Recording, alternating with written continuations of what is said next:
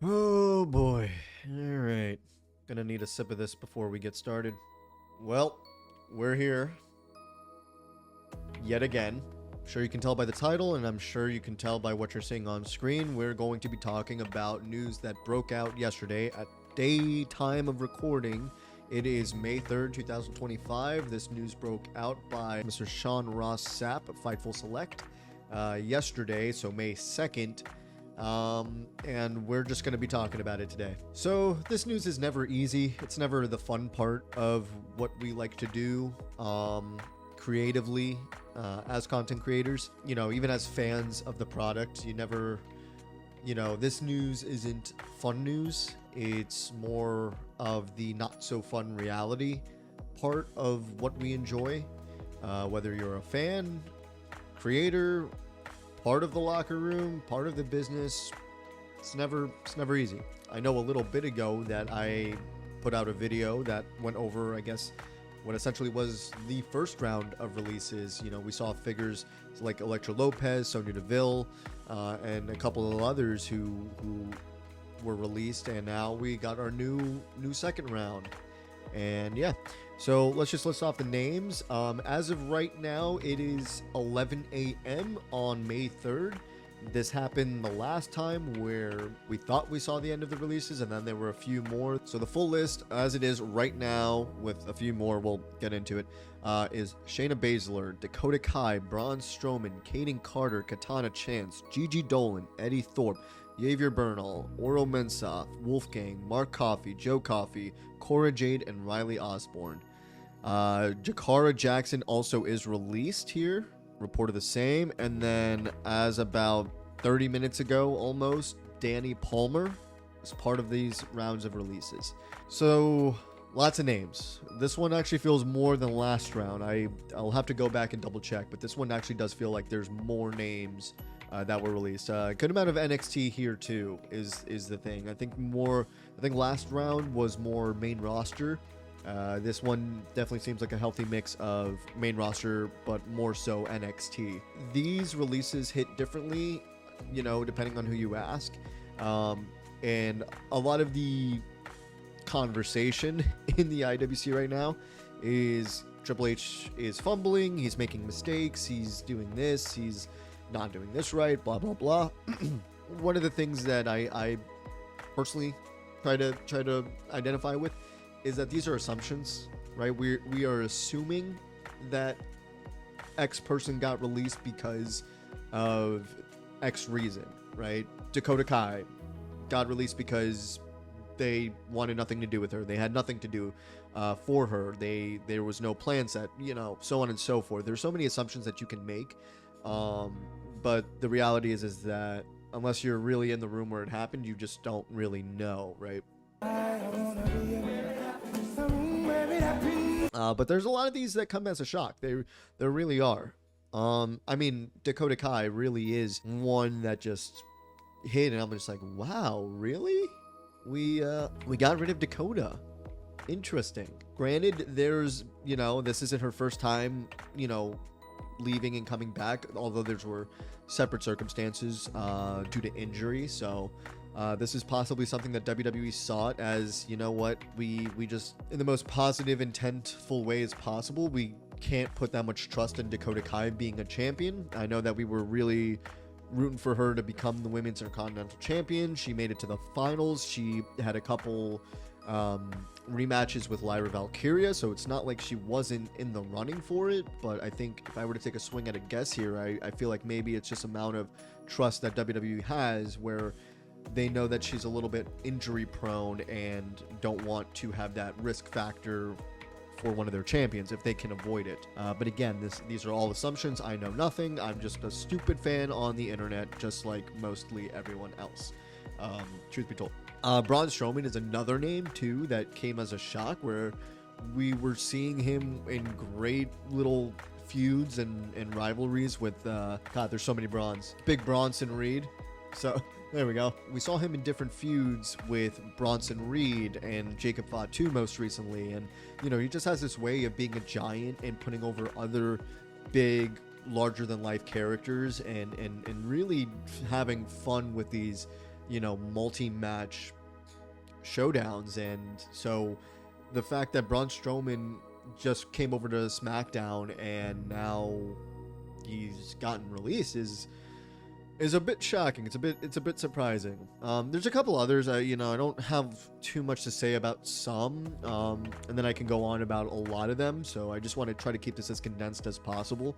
Give you my initial 2 cents, right? Gigi Dollin is another one that really, got me questioning why. We just had her, after Stand and Deliver WrestleMania weekend, have a championship opportunity for the Women's Tag Team Championships, which we're going to get into, by the way, just briefly, but that's just another name where we had something and then we just released them. I think that's what I'm seeing from a lot of the conversation, especially here on X, where these releases feel different in the sense that, okay, you can make some arguments here, like Shayna Bayzler, for example. We haven't seen her on TV in quite some time. She hasn't really been prominent, especially since Sonya Deville was released last round. PFC was, just simmered into absolutely nothing. And so this was one where you're like, okay, it's unfortunate, but you can kind of see where that comes from. The KC tag team, Kaden Carter and Katana Chance, like, when was the last time they were really featured, right? Maybe a couple months ago, but Cora Jade again was one where we had a storyline with her with Roxanne, and then we didn't, and then we had it again, and now she's released, and you can't help but kind of connect some dots, but at the end of the day, these are all assumptions. Jakara Jackson too, that was one that was interesting, especially given the previous, as of recording, the metaphor just essentially broke up, and Lash Legend is kind of giving everyone their flowers and telling them, hey, you all have to do your own thing now, and it's a little bit like, whoa. I guess as fans, you just didn't really think of that like that in the moment. Also, Danny Palmer, this again was 30 minutes ago, so I haven't seen Danny Palmer on NXT in quite some time, so definitely many conversations going around and different reactions. Again, people are placing blame, as we can see here, trending Triple H, right? It's Triple H's fault. Triple H did all this. Triple H doesn't believe in his talent, why? And then it's like whatever. But I think the concept is what more people are talking about. So listen, if Triple H wanted to keep these people, they'd still be there. Let me be clear about that. If he wanted them there, they'd still be there. So that sounds like Sean Ross Sapp would have said that. I don't know for sure. I really prefer when things like this are linked to, quoted, perhaps some context added to them, as opposed to someone just taking this and making it sound like I said Triple H personally fired a dozen people last night. I think that's like what he's saying, is like provide context with this. I've said this before, I'll say it again. These are all baseless assumptions, but in terms of like the reasoning behind these releases are never certain. A lot of them too are just dull releases, like, there's no real drama. It's just, hey, look, they just decided not to renew my contract. And at the end of the day, you just have to realize that this company that we idolize and we appreciate, and we're sending through the roof and sending to Mars, and with all these high record achievements, it's a business. It is a business. It's numbers at the end of the day. Certain numbers triumph over others. Now, I'm not really referring to merch sales and things like that, although that is equated to. But this just happens to be, for one reason or another, these were the names in order to maximize the numbers we want. But this is room for NXT call-ups, right? Roxanne Perez, rumbles about Julia, Fraxium just made their debut on SmackDown, so there's logistics at play that we just don't know about as fans and as content creators. It's just part of it. Unless one of these superstars really came out and pulled out a fucking pipe bomb. I know Sonya Deville was on a podcast when she got released, and I think it was rather uneventful. I don't really remember any like crazy drama highlights from that, nor does there need to be, but unless we really got some type of pipe bomb. But again, I think you're burning a bridge at that point, which I don't think a lot of these superstars want to do, especially with WWE, is like, hey, look, I was released. It is what it is. Leave on respectful terms. Maybe we get the call back. Who knows, right? Just don't burn bridges, I suppose. This is from Fightful Select's free Patreon membership, so I'm just reading what I have access to. Apparently there's a little bit more details. This was 10 hours ago. This is the latest report. Again, it's only 11 a.m. here on May 3rd, This has happened last time, but I have some time right now, and I just want to speak my piece out there. So, WWE releases happened today with a massive cut. Shayna Baszler, Braun Strowman, Dakota Kai, Kaden Carter, Katana Chance were all released or departed the company. Unless we find out they were notified their contracts are expiring, they will have a 90-day non-compete clause. Dakota Kai has already gained the interest of outside companies and top agents in pro wrestling, as they expect her to have plenty of offers. So we're talking things like TNA, AEW. Shayna Baszler had helped out at NXT recently, causing a big surprise of her release. She'd re-signed with WWE last year. NXT talent Gigi Dollin, Cora Jade, Dallas, Jakar Jackson, Eddie Thorpe, Javier Bernal, Ora Mensa, Riley Osborne were also released, and most will have their 30-day non-compete clauses. They'll be paid during this period and can prepare for their next career moves. Some in NXT knew Jakar Jackson's release was coming, as they split her from Lash Legend this week. We'll have additional stories regarding these releases on our paid tier, so I'll get behind the paywall then if you really want to know. But in this, there's the silver lining for some of this where, right, like these superstars have a 30-day non-compete clauses, but they're still getting paid, as they can kind of prepare for their transitions, maybe shop around, see what contract inspires them, right?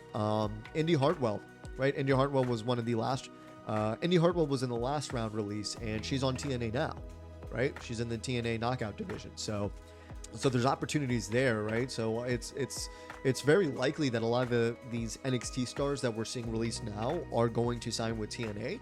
Maybe not all of them, maybe not most of them. I feel like a good amount. Gigi Dolan comes to mind, Eddie Thorpe, possibly. Jakar Jackson, like any one of these, honestly, have the potential to just sign with TNA and continue, right? TNA and NXT have a partnership, so it just seems a little weird in that sense. But again, paper logistics, what do I know? Dakota Kai, seeing how, hopefully she has offers presented to her. I wonder where she'll end up next. Possibly AEW, or maybe she just runs the indies for a while. Definitely a lot to ponder as to who's going where. So here's something that I definitely do want to bring up, in the sense, and not specifically because of them, but almost like the concept surrounding Katana Chance and Kaden Carter. That is the women's tag team division. Here's where I'm at this point. Retire the women's tag team belts. Retire them, or give them to NXT, that has the best women's division, right? That's the tagline. NXT has the best women's division. They for sure have way more tag teams in the women's division than on the main roster. At least credible, right? Now, we just lost some that had potential, but either way, Kaden Carter and Katana Chance were as synergetic as a tag team should be. They just weren't featured on TV as much. Who's to say why? Booking, not being over with the crowd, almost irrelevant. But the point is that these were like your closest, like, oh shit, these are a tag team on the main roster as you could really get. Super talented. Now we look at our current women's tag team champions, Liv Morgan and Raquel Rodriguez. Nothing about them screams tag team to me. They just scream like, hey, we were tag team champions before and we have to run it back, and we're just going to try to pride ourselves of being the 4-time women's tag team champions, as if that means anything. It really doesn't, and I would have hoped that Bianca Belair and Jade Cargill having their reign, being 2-time champions, would, elevate those titles. But the fact is that they just haven't. There just hasn't been any competition for those titles that have seemed credible. Last year, had you asked me, I was ready to tell you Jakara Jackson and Lash Legend are ready for the main roster as a women's tag team. They'll get those belts and they'll be great. Look at me now. Looking like a fool with my pants on the ground here. Looking like a fool with your pants on the ground. This here signals to me that there's no real chance right now of a credible women's tag team division on the main roster. I believe that's solely within NXT right now. I think there's different combinations you can play with. There's a stacked roster that they have, right? You can do a whole Zarya, Sol Ruka. Sol Ruka could be a 3-belt Ruka-nator, like, she could do that. Do something with Fatal Influence. Shotzi and Tatum can still work. Like,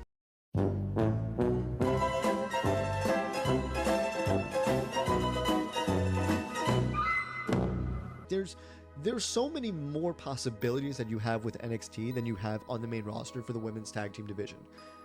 And seeing their release just kind of opened my eyes to that, and I'm like, yeah, the women's tag team belts on the main roster are irrelevant. They're not fun. So I don't know.